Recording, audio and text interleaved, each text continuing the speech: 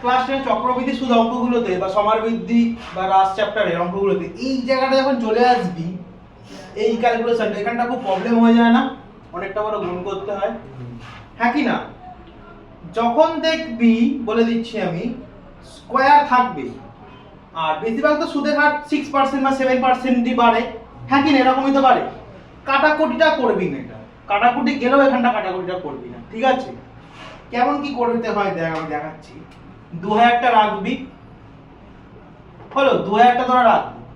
106 আছে না ওপরটা, 100 থেকে কত বেশি? এটা 6 কত বেশি? 6 বেশি।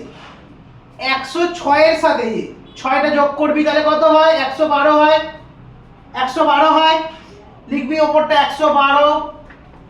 আর এই যে 6 যে রয়েছে, এই যে 6 এর স্কয়ার কত হয়? 36। ব্যাস হয়ে গেল ওপরটা। কোনো গুণ ছাড়াই তো বেরিয়ে গেল আমার এখানটা। কোনো গুণ করতে লাগলো? কোনো গুণ করতে লাগলো? লাগলো না। এবার নিচে কত? দুটো শূন্য, এখানে 4টে শূন্য হয়ে যাবে, তাই তো? এস আর নো। এইবার তোরা এই শূন্য কাট, এই শূন্য কাট, এই শূন্য কাট। ব্যাস 10টা 10ই থাকো, কাটাকুটি কিছু করবি না।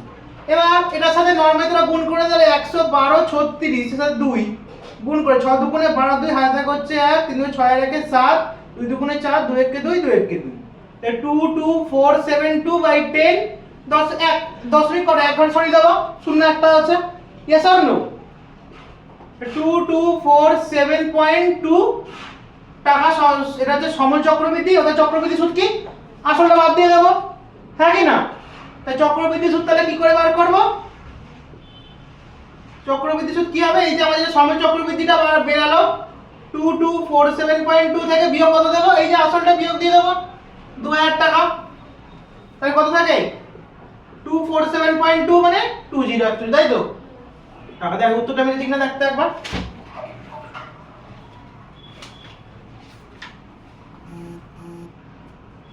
বোঝা গেছে? তাহলে কেসটা কি হলো, এই জায়গাটা ভালো করে বোঝা গেল? যত বেশি থাকবে 100 থেকে, মেইনলি তো সুদের হারটা বেশি 6 7 এর মধ্যেই দেয়, আর 9 অবধি হাইস্টলি যায়। Yes or no? তাহলে বোঝা গেল যে তাহলে 6% মানে তাহলে এখানে 106, 100 থেকে কত বেশি? 6 বেশি। সেই 6টা 106 সাথে যোগ করলি, কত বেশি হবে?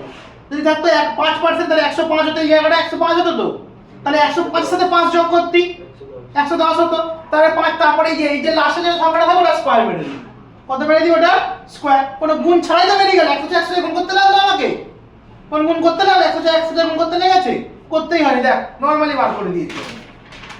বোঝা গেল এটা? ক্যালকুলেশনটা ইজি হলো ক্যালকুলেশনটা।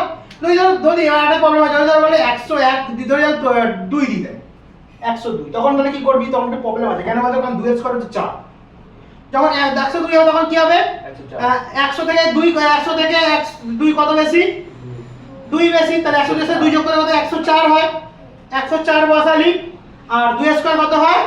4। তার আগে খালি শূন্য বসিয়ে দিবি, এক সংখ্যা আছে। বোঝা গেল? বোঝা গেল?